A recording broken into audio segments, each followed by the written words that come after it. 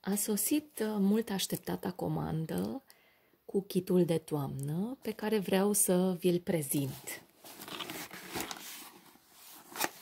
Kitul conține multe produse din minunata gamă On Guard, care este unul din cele mai versatile amestecuri de la doTERRA. Un amestec antibacterian, antiviral și antimicotic. Ce conține On Guard? Conține ulei esențial de wild orange, cuișoare, cimbru, scorțișoară, eucalipt și rozmarin. În kit avem această drăguță gentuță portocalie,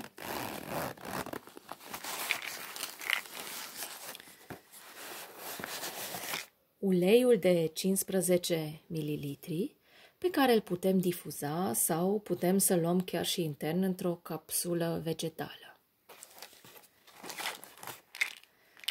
Cutia cu soft gels, care conțin și ulei esențial de piper negru, oregano și melisa pentru a susține eficient sistemul nostru imunitar. On Guard Touch este gata diluat și este varianta ideală de ulei la purtător.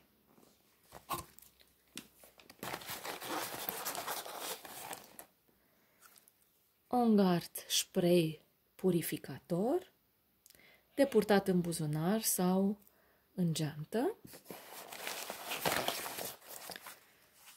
Pasta de dinți pe care eu o iubesc foarte mult, cu efect de albire. Și este suficientă o cantitate cât un bob de mazăre.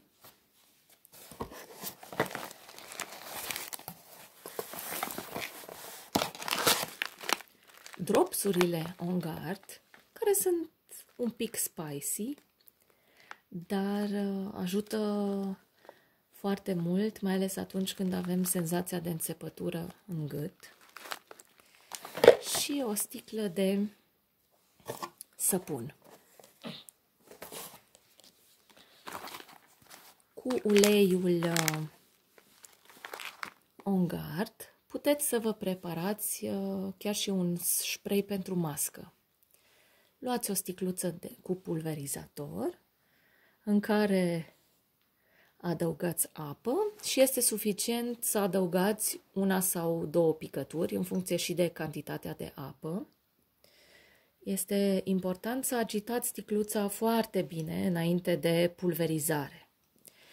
Bineînțeles că aceste produse excepționale le puteți achiziționa și separat din shop, doar că multe produse nu mai apar în stoc sau se pot comanda doar în cantitate limitată.